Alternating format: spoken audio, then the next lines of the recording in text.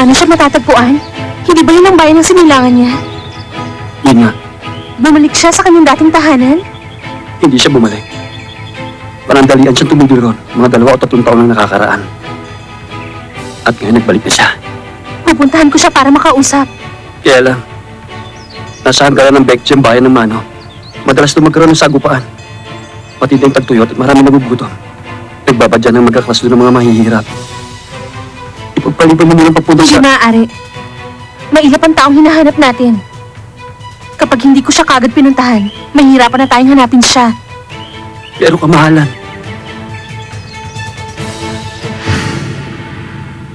Si Muno. Muno ba ang sinabi mo? Si Punong Mestro Muno ang taong hinahanap nila? Ganoon na nga. Ang hinahanap ni Duki Yongchun sa loob ng 1 taon ay si Maestro Muno.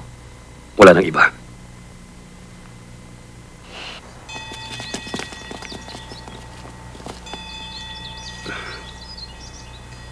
Iiwan ko mga tao ko upang masamahan kayo, kamahalan. Salamat. Maraming salamat. Kamahalan. Kailangan niyong iba yung pag-iingat. Oo.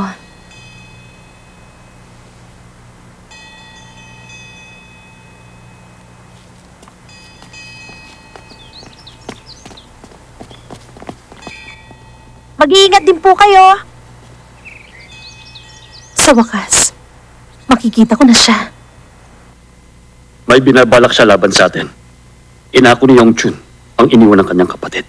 Si Muno. Nasaan na siya? Sa Mano sa Bundok Sangsan, sa templo ng Yoresa.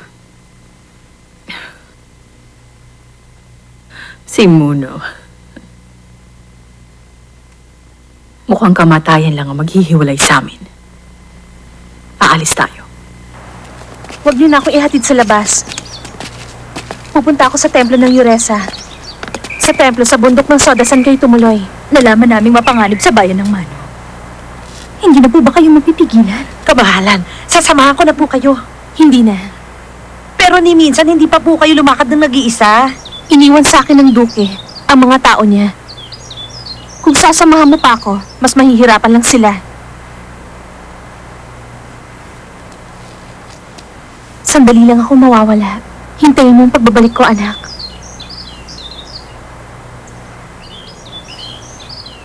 Paalam.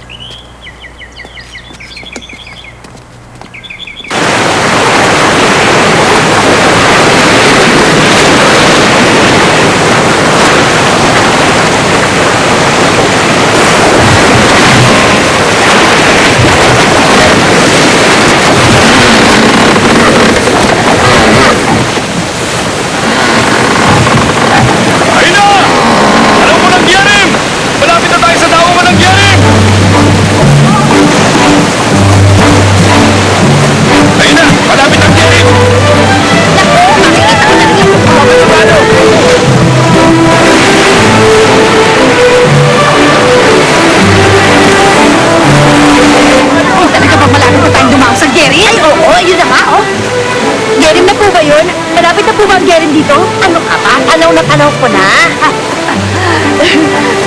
Sa wakas nakarating na rin tayo.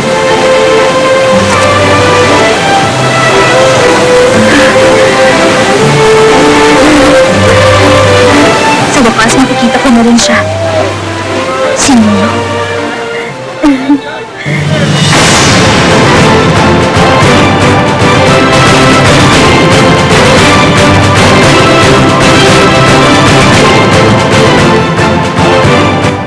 Binigay na ng hari ang kanyang pahintulot sa akin. Ang mga tinutukoy ng rebelde ay mga pangkat lamang na mahihirap. Nararapat pa ba natin silang pag-aksayahan ng panahon? Bakit? Hindi ba mga mahihirap lang naman talaga nagre-rebelde? Nagsalita na ang hari tungkol sa nasabing usapin. Huwag na tayong magtalo pa. General Solwat, sinong nararapat mamuno sa misyong ito? Si Hajong ang mamumuno sa misyong ito. Kung tutuusin, matagal na siyang kasapit sa konseho ng hari. Ang tatapang nyo ah! Anong balak niyong gawin ha? Labas ka na rito. Huwag kang makialam. Ano sabi mo? Kami mga warang. Hindi kami nagsisinungaling. Ha? Ano sabi mo? Isa pa. Hindi kami magbibintang nang walang sapat na dahilan. Ganon? Hindi ba ako tapos? Sira ulo ka!